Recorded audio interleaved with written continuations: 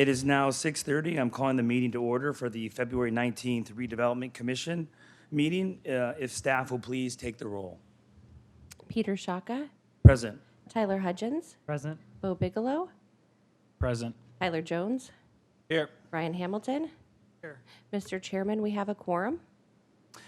Great. At this time, the members of the public may comment on matters not on the agenda. The commission's response is limited to responding to criticism, asking staff to review a matter commented upon, or asking that matter be put on a future agenda.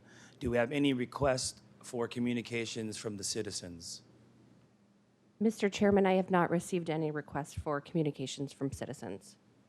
Great. So moving on to administrative items, we now move into administrative item number 1, considering the approval of the minutes for the regular meeting held on December 18th, 2019. Are there any edits the commission wishes to make?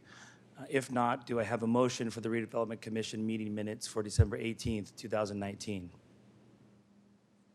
I motion to approve the minutes from December 18, 2019. Second. Perfect. All in favor, say aye. Aye. Aye. Anybody opposed? So with that, the motion carries forward. For administrative item number 2, I'd like to call Lisa Maxwell, Town Clerk, to provide the Redevelopment Commission with a presentation on parliamentary procedures. Thank you very much. All right.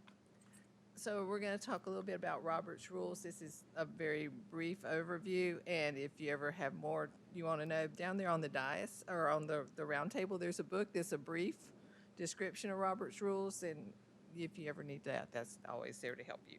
So let's see if I can figure out how to. Nope. There. All right. So why do you even need to have rules for having a meeting? It helps your meeting go more smoothly if you have a process and you have steps and you don't have people interrupting each other and talking over each other, and you can just get things done more quickly. And also the town council says you need to do that, so always a good reason. And parliamentary procedures is one of the tools we have that allows you to have productive meetings. I'm not doing good here. All right. So what we're going to talk about tonight, we're going to talk about how you make a motion, how the motion's seconded and voting on, and I think y'all know that because you just did it really well. Everybody took care of that. Sometimes you have to amend a motion, so we're going to talk about what happens if somebody makes a motion and you want to change the motion. How do you amend it? Then once you have an amended motion, how do you call for a vote? Because once it's amended, then you have to go through a certain order. And then we're going to talk about how you ask questions if you want the discussion to go in a certain way. So starting the meeting, the chair did an excellent job. He called the meeting to order right on time at 6:30. And all actions should go to the chair. So if someone needs to ask a question, they should get permission from the chair to address whoever they want to have, whatever question they want to ask. Or if they want to make a comment or have discussions, they need to be recognized by the chair to do that. The chair opened the meeting. He called the meeting to order. And I know we don't always do this on council. We never do this on council. We don't get motions to adjourn the meeting. It's just we've gone through all the actions everybody's done, and the mayor will just adjourn the meeting. So I don't think it's absolutely necessary that you actually have to have a motion to adjourn the meeting. In all actions that are taken by the board, you need to have someone make a motion. It needs to have a second, and you need to have a vote, and in order for your action to be binding. So the process is for making a motion. You did it very well. You go, I have a motion. I'd like to make a motion. I move the board approve this item. I move to make a motion to approve. And once your motion's been made, then someone needs to second the motion. So once somebody's made a motion, you can then discuss the item, and you can only discuss that item. You can't veer out into other topics outside the scope of what is posted on the agenda for discussion. And this is what we have. It says a lengthy discussion can take place before a motion, can be framed. So sometimes you do have discussion about an item. Like I know sometimes at town council meetings, we'll have an item and we'll open the public hearing. And planning has complicated items. They have like ordinances, they need to do zoning, they have general plans. So a lot of times it's good to get to have an update or an overview of what the item is before you make your motion or have your discussion. And then after you have your discussion, the motion, or after you have your discussion and your overview, the chair can then call to see if anybody's ready to make a motion on the item. So once the motion's been received and the item's been seconded, then the chair can ask if there's any additional discussion on the item. If there's no additional discussion, then the chair can call for a vote, and the vote, they'll either vote yea or nay. If you're in favor, you say aye. If you're opposed, you say nay. And the motion maker cannot, or he can vote against his motion, but he cannot speak against it. So let's say, Mr. Jones, you made a motion to approve the minutes. Well, you then decided you didn't like something that was in the minutes. You could vote against the minutes, but you couldn't come back and say anything against the item once you had made a motion to pass it. Then once the item's done and the vote's taken, the chair announces what the motion was. In this case, the motion passes 7-0. In your case, the motion passed 5-0 or carries 5-0. The chair can also make motions, and they can second them. Like this morning, we had our Redevelopment Commission. We have a subcommittee, and it's made up of 3 council members. One of the council members was Councilmember Cook, who resigned last night. So we only have 2 members on our subcommittee, and since there were 3, the 2 members is a quorum. Well, the chair has to make a motion or can second the motion, but otherwise nothing would ever get done. So it is okay for the chair to make a motion and second the motion, and the chair does always vote. So if someone does make a motion and nobody ever comes along to second the motion, then that motion dies and it doesn't get voted on. You can't approve it then. Or if you have a motion and nobody seconds it, that motion dies, and then you can get another motion if somebody would like to propose something different. So sometimes when you're having your discussions, you have a motion and you have some discussion and you find some things that were in your motion that you think need to be different and you want to change it. So in that case, like you have a motion and like let's say you made a motion to pass the minutes of December 7th. Well, let's say actually the meeting was on December 6th, but you said December 7th, so you're going to have to amend your motion. So before the motion's seconded, a second person can say, I want to amend that motion and I want to approve the minutes of December 6th. So he can make whatever changes he needs to make. So this used to confuse me, and I think I finally figured it out now. So somebody can make a motion, and then the second person can amend the motion. They go, I want to amend that motion. So then the amendment has to be seconded by somebody. So if you have a motion, you have an amended motion, and you have a second to the amended motion, you have to take a vote on the amendment. So that motion for the amendment can pass or fail. So if the amendment fails, then your original motion hasn't changed, and you're going to go back and you're going to vote on your original motion. So this was what used to confuse me.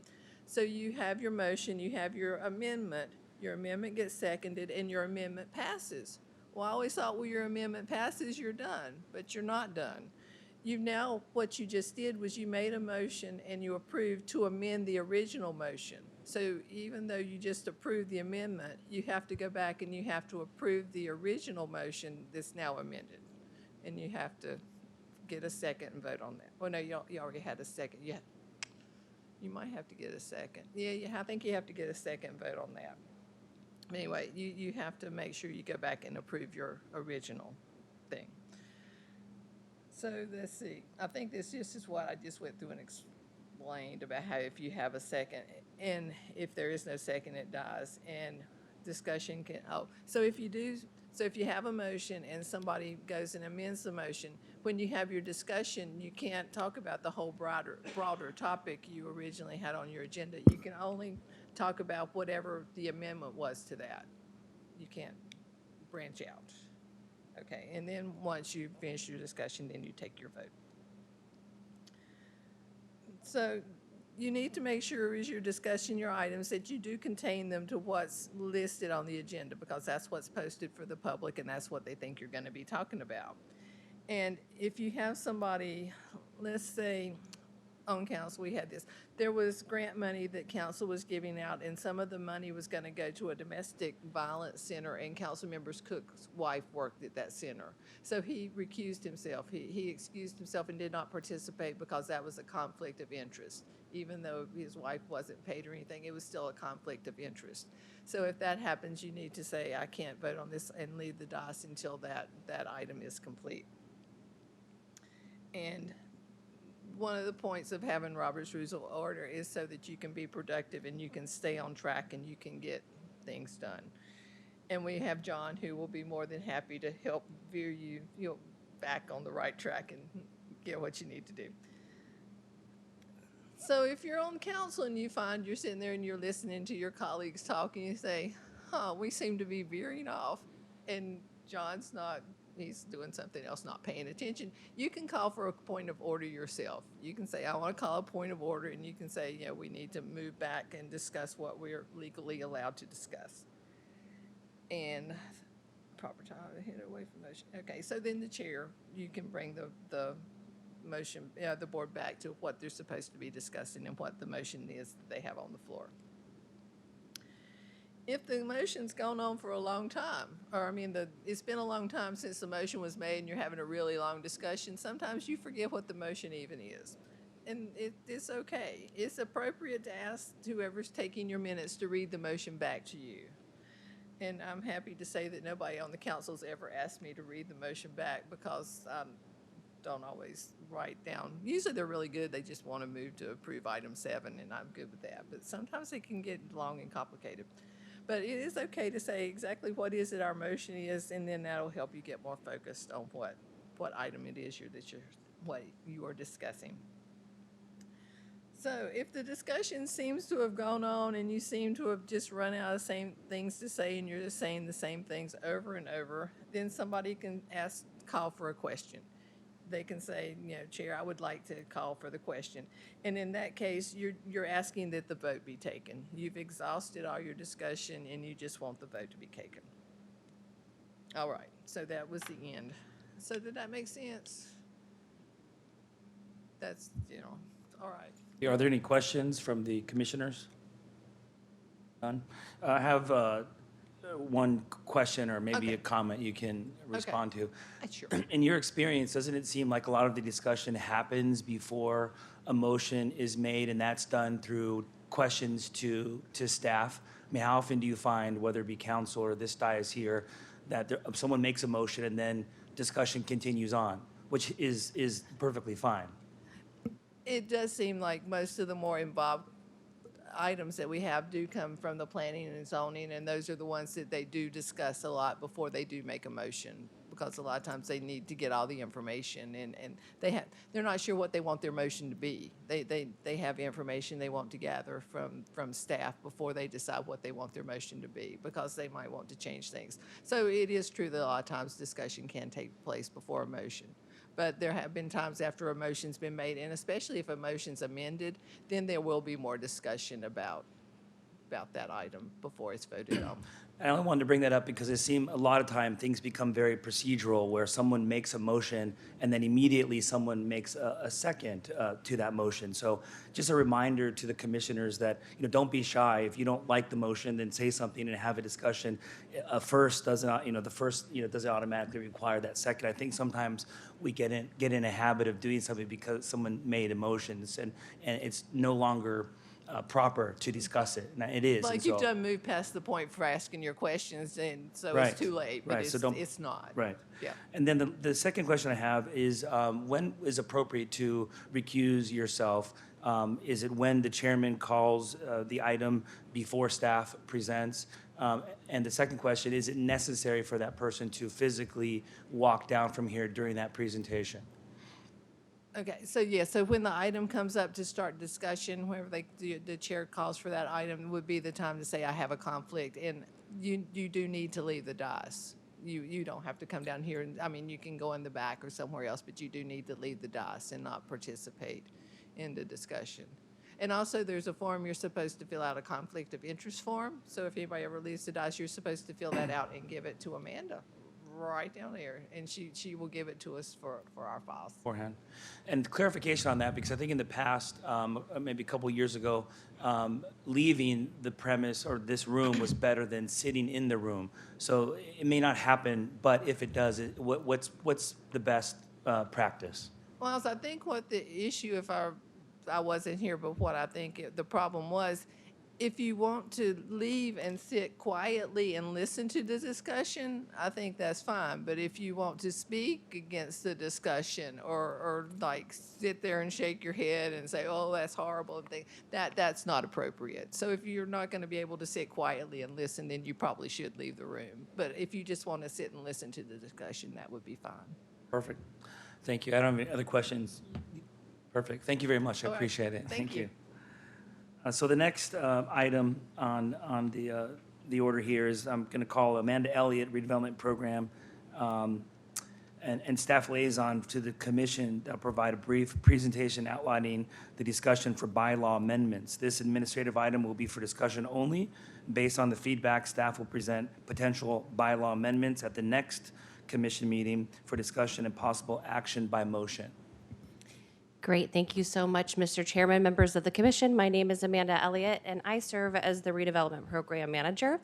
I'm here today because we, as staff, reviewed the Redevelopment Commission bylaws recently and found some discrepancies that we felt were appropriate to bring to the attention of the commission. There are also some items that we would like the commission to weigh in on. So the commission is governed by the Arizona Revised Statutes under the Slum Clearance and Redevelopment Commission. Through this particular item, it lists how many commissioners, it lists the term that each commissioner has, duties, powers, and appointments, and also designates how the chair and vice chair are designated through the mayor. This board and commission is also governed through the Land Development Code, Article 5.109. So Article 5 essentially outlines bodies, administration, and officials who have responsibilities under the Gilbert Land Development Code. And it identifies the suggested composition of this particular commission. And then the Gilbert Municipal Code essentially recodifies the general and permanent ordinances of the town. So that essentially lists out those Arizona Revised Statutes under which you're governed. But then you also have a set of bylaws. So these are rules that are created by this commission as the local authority, and they're located within the boards and commissions handbook. There are 3 areas within your bylaws. You received a copy in your agenda packet that we wanted to discuss tonight: organization, meetings, and orders of business. The first is Organization 1.03. It states that the Town of Gilbert's manager's office or his designated representative shall serve the commission as secretary. The Gilbert Development Services Department staff shall furnish professional technical advice and clerical services to the commission. Our suggested change from staff is to change the terminology secretary to staff liaison solely to match the title that's listed within the agenda packet as part of the town's requirement, and to update the Development Services Department to the Office of Economic Development, as our office is the one that is currently serving as your liaison. Mr. Chairman, I can go through each of these and you can discuss as we go through each if you have any questions, or we can go through all of the slides and then come back to any. How would you prefer to proceed? Maybe per slide would be appropriate. Okay, because thank you, unless Chairman. Okay, so are there any questions or concerns about this particular item that we should discuss prior to rewriting the bylaws? No. Okay, great, thanks. I have one. Oh, yep, It's a minor thank you. one, but there's salesman, salesperson, so I don't know if his designated representative should be, the designated representative. If the manager's office, I don't, just that pronoun there, just. Yes, certainly, we can certainly change that. Thank you, appreciate that. The next item is item 2, meetings, A.01. This says that regular meetings shall be held on the 3rd Wednesday of each month at 6:30 p.m. And whenever a holiday is the same a day as a meeting, such meeting shall either be canceled or rescheduled by majority vote of the commission. There are two items for discussion on the slide. One, if you would like to continue with 6:30 PM as your meeting time, or if you'd like to move it earlier or later. And two, if you felt that the fact that a holiday falls on the same date needs to be a majority vote, or if your chairperson can simply cancel that.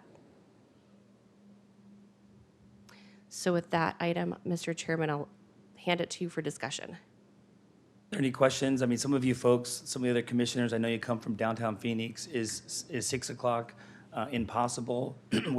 Are you comfortable with 6:30? That's one item. The other item, yeah, it's just, I guess, open up to the commission for any comments or questions. Chair, I probably come from furthest away, and I could do earlier if that's the preference of the commission. And on the second thing, a majority vote of the commission to postpone or cancel a meeting, I think that done by the chair alone. Mr. Chairman, I'd agree with Hamilton's comments as well. I would support 6 p.m.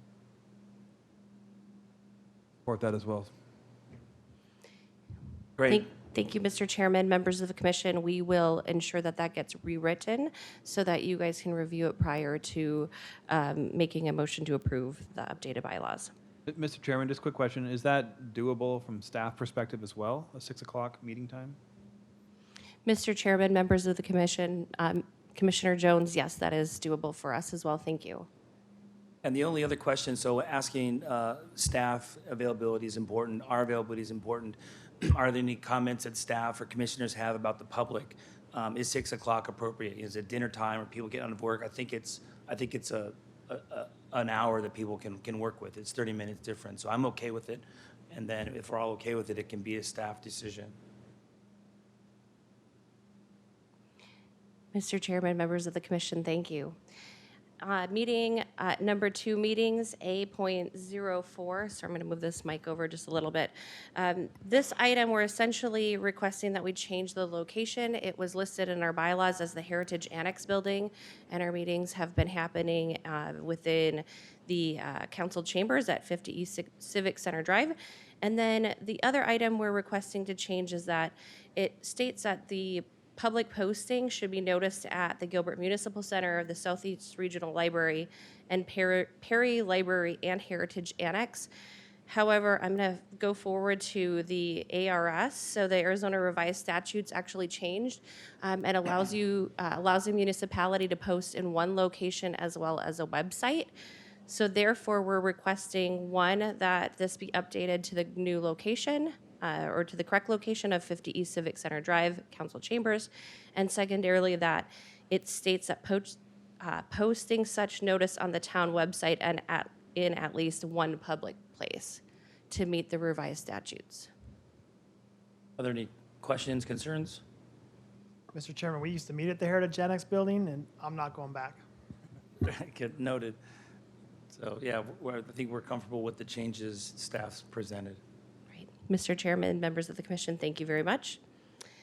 Similarly to the last item, number 2 meetings B, this is in regards to study sessions, again, changing the location of the posting. And I'm terribly sorry, this should say from the Gilbert Municipal Center, Southeast Regional Library, Perry Library and Heritage to the website and at least one public place.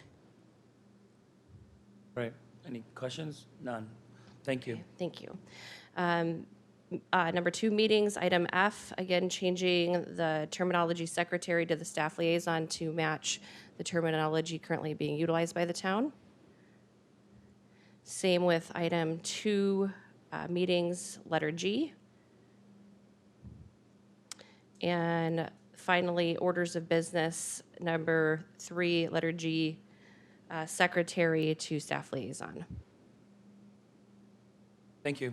Any other questions or comments? If none, thank you very much, Amanda. Appreciate it. Great, thank you, Mr. Chairman. Members of the commission will have an updated draft of the bylaws presented for the next redevelopment commission, and you'll have an opportunity to discuss and make a motion at that time. Thank you. I will now open the public hearing part of our tonight's meeting. Items will be heard at one public hearing, at which time anyone wishing to comment on a public hearing item may do so. Comments will be heard from those in support or in opposition to an item. In order to comment on a public hearing item, you must fill out a public comment form indicating the item number on which you wish to be heard. Once the hearing is closed, there will be no further public comment unless requested by a member of the commission. After the public hearing, the commission may act on all items not requiring additional staff, public, or commission comment with a single vote. Staff, will you please come forward for item number 4, DR 19-184, Gelato, Cimino, and Gilbert. Thank you, Chairman and Commission members. I am Ashley McDonald on behalf of Amy Thames for this project. This is DR 19-184, Gelato Cimino. You heard this in a study session not too long ago, but it is located at 339 North Gilbert Road, just north of the OSO development, south of the Bigelow property, just east of Gilbert Road, as you can see on this exhibit here.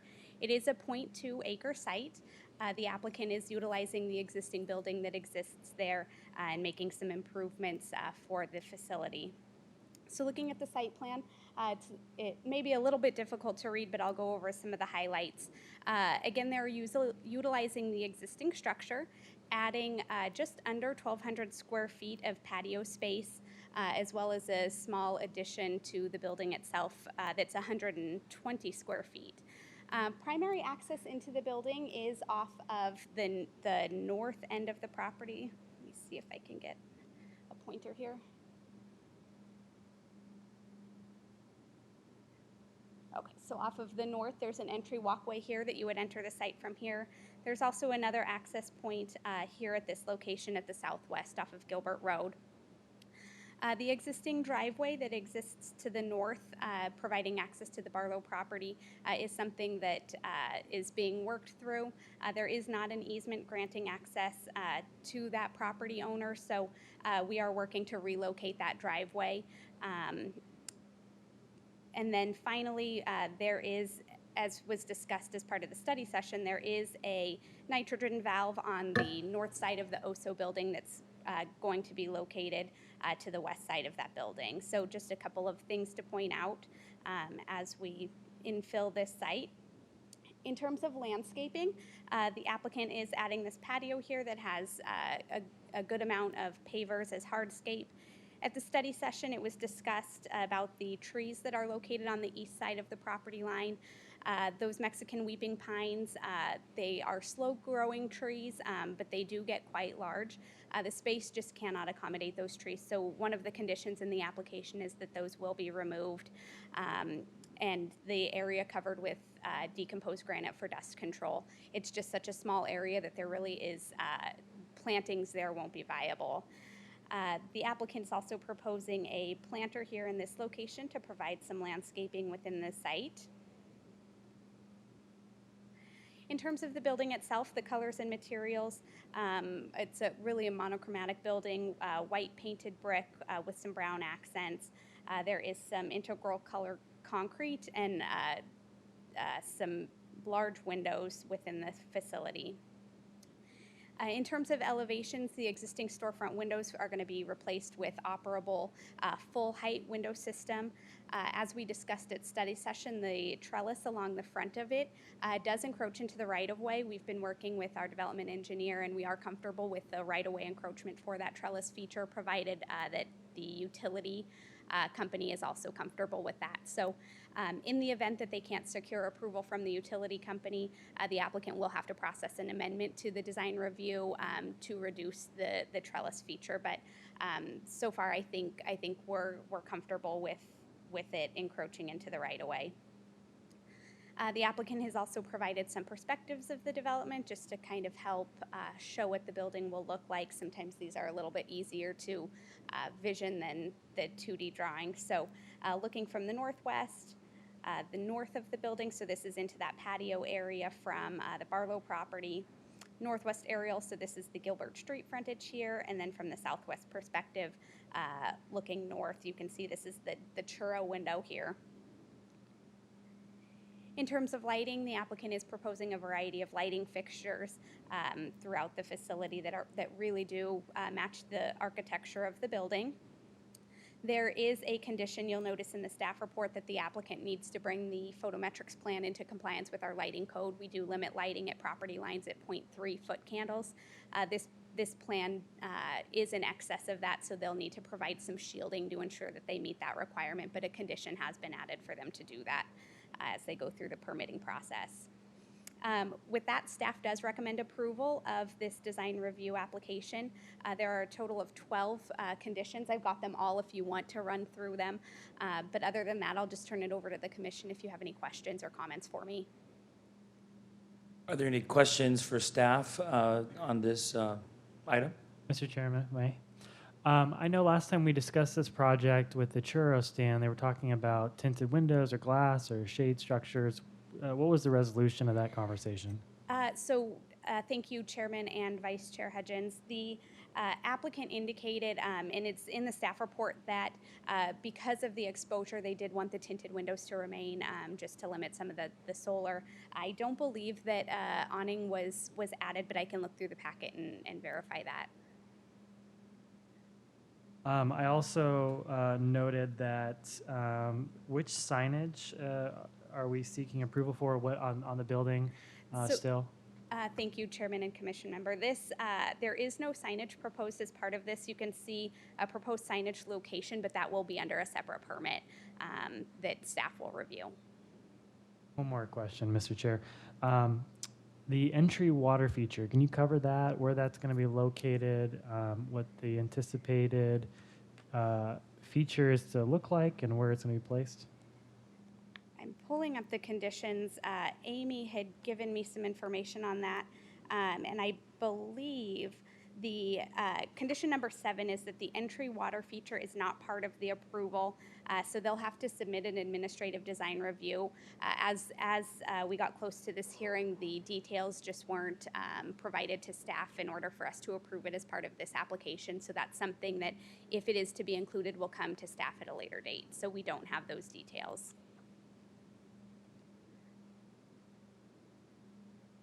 I have a quick question. As far as the neighbor just to the south of them, Creamery, I know they moved the, where they're going to be filling up their tanks to the street front. Do they need any special permits? Do they know how long they're going to be blocking the street on Gilbert Road, or how often? Chairman and Commission member, that is a great question. I don't have an answer for you on that, but we can certainly circle back and make sure to provide you that information. Okay, either way, as long as they've got something figured out. And then kind of touching off of Tyler's question about the sign, I know you guys are finalizing, they're doing a separate permit as far as location, but do you know if it's going to be traditional with the neon sign that kind of fits downtown, or if it's different, or they're going to figure that out? And I think that they will figure it out. I don't know that the applicant is, the applicant is here, so he may be able to answer that question where they are in the design of that sign. okay, perfect, thank you. Mr. Chair, and would the applicant be able to cover the signage and maybe the water feature as well? I always just get hesitant when we're just having staff just approve this after, and we're not getting a second look at it. So I'm always cautionary, especially when I see a lot of that in the packet. And so I'd love to just kind of hear from the applicant what the plans are for that. What's he anticipating? Is this a 80-20% chance of actually happening? I'd just like to know more. And if there's anything around water features, I don't know if there's special things you have to consider with water features, that kind of thing. So I don't know if staff has any information on that as well. So. Sure, Chairman and Vice Chair, I can actually briefly touch on the water feature. So our water conservation code does have some limitations on the height of water features. I think you can go up to 6 feet high. And from what I understand, and the applicant can correct me if this is wrong, but I think that was some of the information that was lacking for our water resources or water conservation department to be able to move forward with it. So it will go through water conservation to take a look at it as well. So there's that extra kind of step within staff. Are there any questions or comments? Chair, just 2 comments. One, generally, and maybe just a nod from the applicant or from staff. Are all these conditions are any controversial, or are we pretty much all on the same page with the applicant and staff and everybody on the condition? I think everybody's in agreement. And then I might have missed it in the study session, but the churro, I hate to spin on a churro station, but Condition number 5 that says the churro station's operable window depicted on the plans is not used for sales or vending. So is there a picture of that, and is it just an ancillary window that you're not allowed to pass things through? Is that what we're talking about? Chairman and commission member, the window is located in this location. So yes, we wouldn't want retail sales from that with lines backing up onto the sidewalk. Thanks, guys. I have one comment to staff and maybe to legal. So kind of along Vice Chair Hudkins' point, this dais up here is here to help staff and ultimately help the applicant if the applicant's not comfortable with the hard codes or hard requirements, or the requirements that are pretty black and white, right? We can look for an exception if it's appropriate and it fits. And so I guess my question for staff or for legal is, as an applicant myself, I like it when an item does not have to come back to this dais, that staff has the ability to work with the applicant on some of the items that he wants for the water feature we talked about reducing the requirement for the bicycles at our last meeting, or the requirement that the town would have for landscape, which in this case maybe wouldn't be appropriate on the very east side. So I guess at what point is it a staff controlled decision working with the applicant? And what if the applicant doesn't like where it's going with staff? I just want to make sure that the applicant, we're here, that we can work together and everyone's happy with where it's going. So it's kind of, a question where, is there a line? Is it more than 20% of a change, or 30% of a change? And so kind of to Vice Chair's comment, making sure it doesn't change too much, and then the purpose of us being here has been defeated. Sure, Chairman and Commission members, that's a great question. The Land Development Code sets specific parameters for things that can be amended by staff through a design review. Some of those things include additional square footage and adding things to an approved site plan. Where it gets a little bit more gray is when we're changing elevations of buildings. That's really I guess a staff call if it's substantially in conformance from our perspective of what's been approved by a board. There is the ability always within our code that staff can choose to elevate a project to the Redevelopment Commission or our Design Review Board for additional review if it's something that we're uncomfortable with or we think it strays too far from what was approved. But things like the water feature, that certainly falls within the realm of something that staff can do administratively, so long as it meets the intent of what was originally approved by the board. Thank you very much. So with that, I'll look for any members of the public that wish to speak on the item number 4, unless there's any other comments from our commissioners. Otherwise, I'm looking out to the public for any comments. Mr. Chair, I just have one comment. I just want to say to the applicant, just really appreciate the design. I remember seeing an initial drop and meeting with the architect, and I'm really impressed with the turnaround on the design and how it really fits within the character of our district. So I look forward to seeing this architectural design in our downtown, and I think it'll be a great piece. Thank you, Vice Chair. So with that, if the applicant is here, would the applicant like to speak briefly?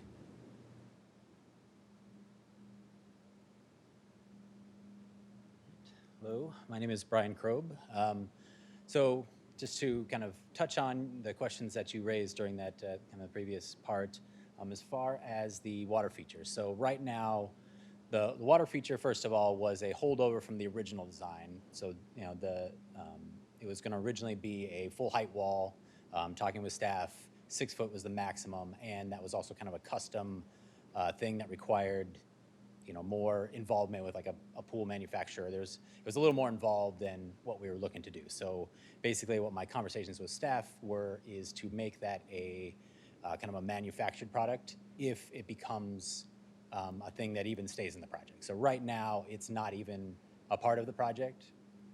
It used to be kind of a flanking the entry door on either side of it, but now it's not as important a feature. It doesn't really, it's kind of a loner feature in the whole project anymore, so it really isn't important. There's other elements that will happen with the interior design and other things that will replace it, basically. So as of now, the water feature is not kind of a part of the project anymore. And then to the other idea about signage, we haven't even discussed what that signage is. Right now, I just show a kind of a placeholder, which is like a backlit sign, which is his normal logo, but it probably wouldn't be you know, I think it would have more character to kind of tie into what is happening in the rest of the downtown. But yeah, we haven't gotten any further with that, knowing that this first step was just to kind of work on the building itself, and then we can kind of talk about that at a future stage. Are there any questions for the applicant? Thank you. Thank you, appreciate it. Nice work. So if there's no other public comments, I will entertain a motion.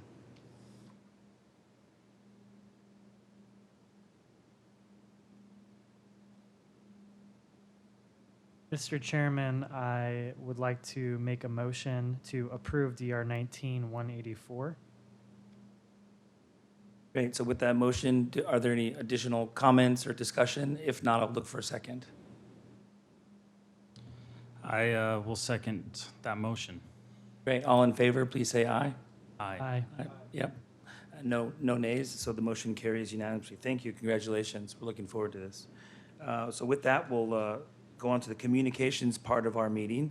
I don't have anything to report. So with that, I'll be looking to the council liaison, who's not here today, unless someone wants to speak on his behalf. And then, so from that, how about commissioners or anything that you'd like to report on? Seeing none, any reports from our staff liaison? Mr. Chairman, members of the commission, I do not have a report at this time, but just thank you all for your efforts. Thank you. So with that, I will call the meeting to adjourn. Thank you, guys.